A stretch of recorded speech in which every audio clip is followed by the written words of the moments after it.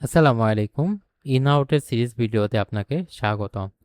আজকের ভিডিওতে আমি দেখানোর চেষ্টা করব কিভাবে স্যালারি সেটআপ করবেন। তো স্যালারি সেটআপ করার জন্য প্রথমত আপনাকে সেটিংস মেনুতে যেতে হবে। ইন আউটের সেটিংস মেনুতে যাওয়ার পরে এখানে পেরোল বিভাগের ভেতরে আপনি স্যালারি বলে একটি মেনু পেয়ে যাবেন। এখান থেকে আমাদের মূলত সেটিংসটা করতে হবে।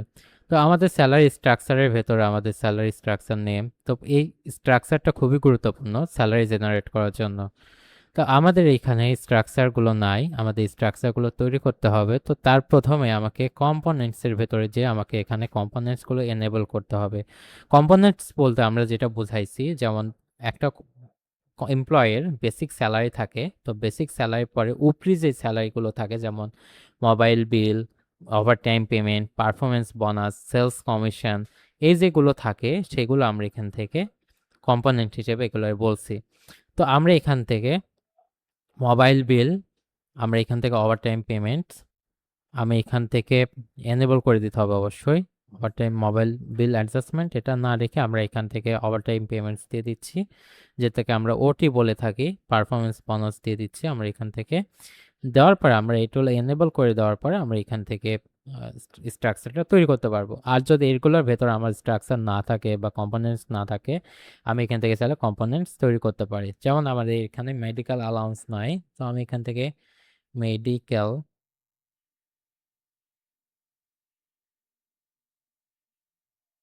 মেডিকেল অ্যালাউন্স দিয়ে দিলাম আমরা এখান থেকে। আচ্ছা সরি, ভুল হয়েছে, আমি এখান থেকে সঠিক করে দিচ্ছি।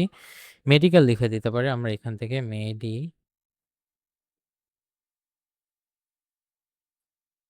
মেডিকেলটা লিখে দিলাম। মেডিকেল লিখে দেওয়ার পরে আমরা এখানে C E L sorry medical দিয়ে দিলাম। আমরা এখান থেকে কোন বিভাগের ভেতরে যাবে, যেমন আর্নিং অ্যাডিকশন আমরা এখান থেকে দিতে পারি, না ডিডাকশনের ভেতরে যাবে, তো আমি এখান থেকে আর্নিং দিয়ে দিচ্ছি। যেহেতু মেডিকেল অ্যালাউন্সটা আর্নিং এর ভেতরেই থাকে, তো আমি এখান থেকে আর্নিং দিয়ে দিলাম। অ্যাক্টিভ স্ট্যাটাস অবশ্যই এনেবল থাকবে এটা, এবং সেভ কম্পোনেন্ট। তাহলে দেখেন আমার এখান থেকে আর্নিং অ্যাডিশনের ভেতরে দেখেন এখান থেকে মেডিকেল অ্যালাউন্স যেটা দিয়েছিলাম আমরা, সেটা এখান থেকে অ্যাড হয়ে গেল। এবার আমরা স্যালারি স্ট্রাকচারটা তৈরি করে ফেলি। স্যালারি স্ট্রাকচার তৈরি করার জন্য আমাকে প্রথমেই এখানে নিউ বাটনে ক্লিক করতে হবে। এবার আমার এখান থেকে স্যালারি স্ট্রাকচার নেম দিতে হবে, তো আমি এখান থেকে স্ট্রাকচার 1 দিতে পারি। স্ট্রাকচার 1 দিলাম। এবার আমরা এখান থেকে স্যালারি স্ট্রাকচার ডিসক্রিপশন দিতে পারি, তো ডিসক্রিপশন আমার প্রয়োজন হচ্ছে না। আমার এখানে বাই ডিফল্ট বেসিক স্যালারিটা এখান থেকে এনেবল থাকবে। আমি এখান থেকে আর্নিংটা আমি এখান থেকে দিয়ে দিতে পারি, যেমন হচ্ছে মেডিকেল অ্যালাউন্স দিতে পারি, মোবাইল বিল দিতে পারি, আবার আমার এখানে সবগুলো আমার লাগবে। তো আমি এখান থেকে দেওয়ার পরে আমার এখানে তার পলিসিগুলো সেট করতে হবে, যেমন মেডিকেল অ্যালাউন্স পলিসি, যেমন পার্সেন্টেজ, যদি আমার বেসিক স্যালারি থেকে তাকে কত পার্সেন্ট আমি দিতে চাচ্ছি সেই ভ্যালুটা আমার এখান থেকে লিখতে হবে। যেমন আমি এখান থেকে 5% লিখতে পারি। জাস্ট এখান থেকে 5 লিখে দিলেই হবে। তার বেসিক স্যালারি থেকে আমার হচ্ছে তার আম, ইটা হবে, অথবা গ্রস স্যালারি থেকেও আমি দিতে পারি। তো আমি এখান থেকে বেসিক স্যালারি থেকে দিচ্ছি, জাস্ট অ্যাপ্লাই করে দিলেই হচ্ছে। এবং মোবাইল বিলও সেম, আমার এখান থেকে জাস্ট পার্সেন্ট তাকে ফিক্সড অ্যামাউন্ট সেটা আমি এখান থেকে দিতে পারি। যদি তাকে ফিক্সড অ্যামাউন্ট দিতে চাই, যে তার প্রত্যেক মাসে বেসিক স্যালারির সাথে একটা ফিক্সড অ্যামাউন্ট যোগ হবে, সেটা আমি দিতে পারি।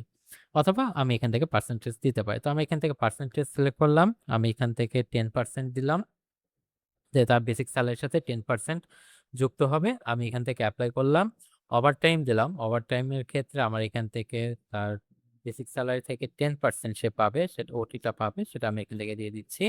এবং পারফরমেন্স বোনাস পাবে, সে যদি পারফরমেন্স করে, ভালো পারফরমেন্স করে, তাহলে সেক্ষেত্রে সে 20% বোনাস পাবে, সেটা আমি এখান থেকে দিয়ে দিচ্ছি।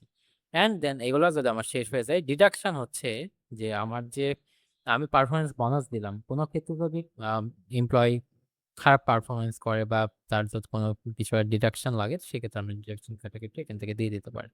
তো আমার আপাতত ডিডাকশন রাখতেছে না, আমি জাস্ট হচ্ছে এখান থেকে সেভ করে দিচ্ছি। সেভ করে দিলে আমার এখান থেকে স্ট্রাকচারটা অ্যাড হয়ে যাবে, তার মানে আমার স্যালারি স্ট্রাকচারটাও তৈরি হবে, এবং স্যালারি স্ট্রাকচার অনুযায়ী একটা এমপ্লয়ের স্যালারি জেনারেট হবে। আশা করি বুঝতে পেরেছেন। ধন্যবাদ।